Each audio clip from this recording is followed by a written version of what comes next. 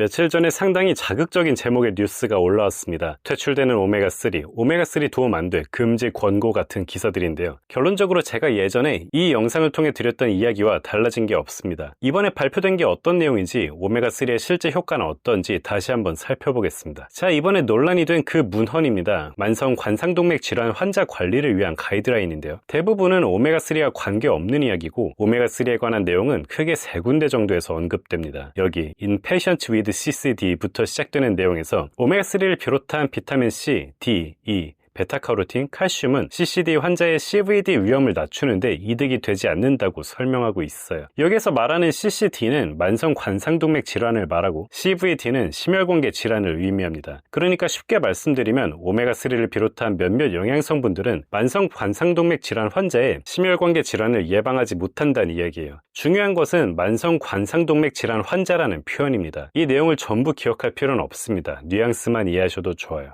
조금 더 살펴보겠습니다. 오메가3가 언급된 또 다른 부분은 이 부분, 최대 내약성 스타틴 요법을 받고 있는 만성 관상동맥 질환 환자 중 2차적 원인을 치료한 후 LDL 수치가 100 미만이고 공복 중성지방 수치가 150에서 499인 경우 이코사펜 에틸을 추가 투여하면 메이스 및 심혈관 사망 위험을 더욱 낮출 수 있다. 여기에서 말하는 이코사펜 에틸은 EPA를 의미합니다. 오메가3 안에 포함된 그 EPA예요. 특정 조건을 성립하는 환자에게서 EPA를 투여할 경우 중대한 심혈관 질환 사건 발생 과 심혈관 사망 위험을 낮출 수 있다는 이야기예요. 이 부분은 뒤에 다시 언급할 것입니다. 자, 오메가3는 바로 아래 한 번 더 언급됩니다. 스타틴 치료를 받는 만성 심혈관 질환 환자의 경우 니아신 또는 페노피브레이트 또는 오메가3 지방산이 함유된 식이 보조제를 추가하는 것은 심혈관 질환 위험을 줄이는 데 도움이 되지 않는다는 설명입니다. 마찬가지로 만성 관상동맥 질환 환자라는 표현이 사용됩니다. 이쯤 되면 많은 분께서 이미 눈치를 채셨을 것 같습니다. 중요한 포인트가 두 가지 있는데요. 첫 번째로 이 문헌에서 말하는 오메가3에 관한 권고사항은 모두 CCD 환자, 즉 만성 관상동맥 질환 환자에 관한 내용입니다. 이 질환을 가지고 있는 사람이 오메가3를 섭취했을 때 어떤 이득이 있는지에 관한 이야기예요. CCD를 겪고 있는 분이 아니라면 이 내용들을 보고 특별히 얻을 수 있는 정보가 없습니다. 두 번째는 오메가3는 딱히 퇴출된 것도 아니고 금지되지도 않았습니다. 이 문서에서 지정한 오메가3의 권고 수준은 클래스 3,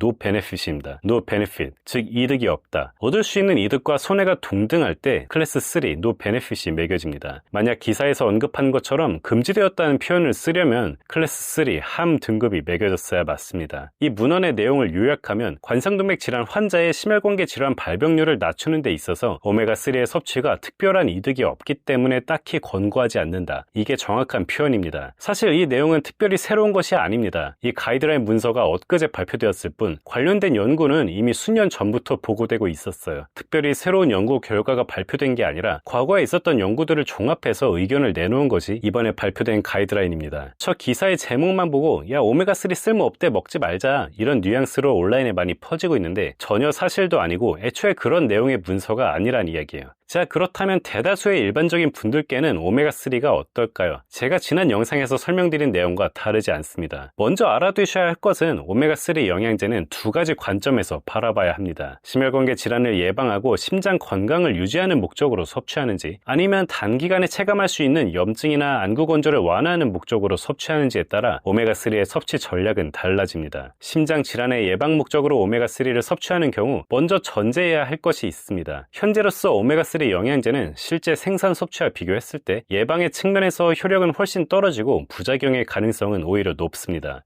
생선에는 중금속이나 플라스틱이 많잖아 하실 수 있는데 생선 섭취 자체에 관한 통계적인 연구에서 관찰된 이야기이기 때문에 생선을 통한 중금속 같은 섭취는 이미 반영이 되어 있습니다. 생선에 포함된 잠재적인 유해물질을 감안하더라도 오메가3보다 생선이 건강에 유익하다는 것입니다. 왜 그런지는 아직도 명확하게 밝혀지지 않았어요. 생선을 섭취할 때 함께 섭취할 수 있는 셀레늄이나 비타민 D 같은 성분이 오메가3 영양제에는 없기 때문이라는 의견도 있고요. 오메가3 영양제의 신선도의 문제일 수도 있습니다. 하지만 제 개인적으로는 그냥 일부 성분을 추출해 제조한 영양제의 태생적인 한계라고 생각하고 있습니다. 오메가3 영양제가 아무리 다른 보조 성분을 보강하고 신선도를 잘 관리한다고 해도 실제 생선을 따라가기는 어려울 거라고 생각해요. 어떤 성분의 영양제든 대체로 이런 경향을 나타냅니다. 오메가3 영양제는 수차례의 대규모의 연구에서 상당히 일관적으로 섭취량이 많든 많든 적든 심혈관계 질환의 예방에 아무 효력도 나타내지 못했습니다. 오히려 오메가3 영양제를 섭취함으로써 심방세동이 증가하는 양상을 보이는데, 심방세동 부작용은 용량이 높을수록 빈도가 높아지지만 일반적인 용량인 1000mg에서도 발생할 수 있습니다. 최근 연구에서는 오메가3 영양제 섭취로 인한 EPA 플러스 DHA 수치 상승이 심전도에 직접적인 영향을 주는 것으로 드러나기도 했습니다. 오메가3가 유일하게 효력을 나타냈던 연구는 리듀스 이시라는 연구였는데요. EPA와 DHA가 혼합된 일반적인 오메가3 제품이 아닌 EPA만 단독으로 4g 투여한 연구였습니다. 피험자의 중대한 심혈관계 질환 사건이 25%가량 감소했고, 심혈관 질환으로 인한 사망은 20% 감소했습니다. 이런 이유로 아까 말씀드린 것처럼 이번에 발표된 문헌에서도 몇 가지 조건을 충족할 경우 EPA 단독 제제만큼은 시도해볼 가치가 있는 것으로 보고하고 있습니다. 다만 주의해야 할 것은 이 연구만 보고 그럼 인터넷에도 EPA 단일 제제를 판매하던데 구매해야겠다 하고 시도하기엔 이르다는 것입니다. 리듀스인 연구에서 사용된 EPA는 고도로 정제된 순도와 효력이 높은 의약품 등급의 EPA입니다. 일반적으로 구할 수 있는 EPA 영양제와 다른 제품이에요. 그리고 특정 조건들을 성립했을 경우만 가치가 인정되었고, 범용적으로 섭취할 만한 근거는 없습니다. 게다가 EPA 단독 제제는 아직까지는 우리나라에선 찾기 어렵고 해외 직구를 통해 구매해야 하는데, 배송 과정에서 변질되기가 쉽습니다. 장기간 섭취해야 하는 성분인 만큼 품질의 리스크가 있으면 안 돼요. 따라서 아직 시중에 판매되는 EPA 영양제를 이렇게 고용량으로 개인적인 목적으로 시도하는 것은 잘 권해드리고 싶지 않습니다. 요약하자면 오메가3 영양제는 거의 모든 연구에서 일관적으로 심혈관계 질환의 발생을 막지 못했고, 오히려 심방세동의 발생은 증가시켰습니다. 유일하게 도움되는 것으로 나타난 연구에서는 EPA만 단독으로 들어있는 제품이 사용되는데, 아직 우리가 일상에서 이 용법을 적용하기엔 어려움이 있습니다. 그렇다면 오메가3는 어떤 사람이 섭취해야 할까요?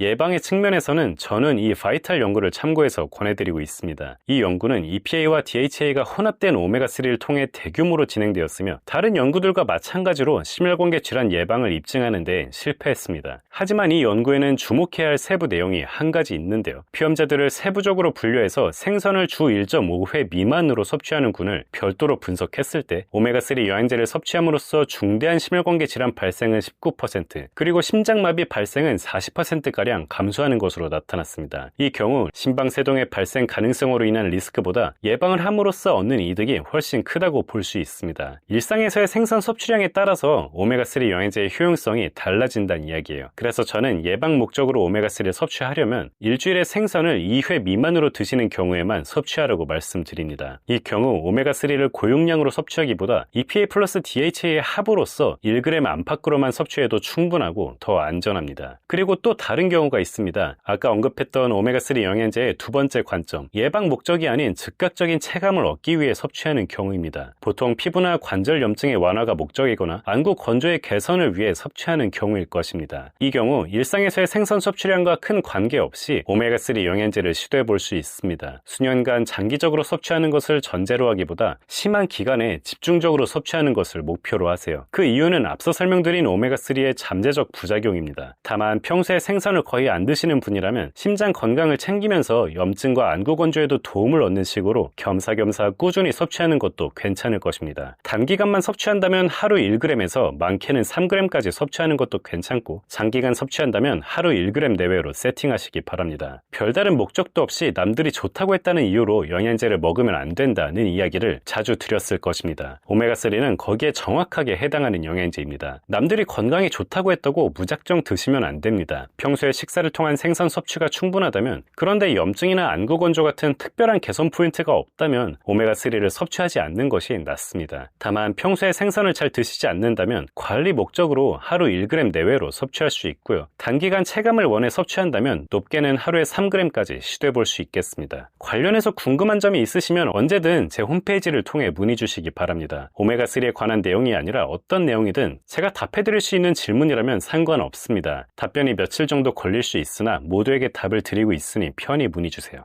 자, 오늘 내용은 여기까지고요. 도움이 되셨다면 구독과 좋아요, 그리고 알람 설정 부탁드립니다. 감사합니다.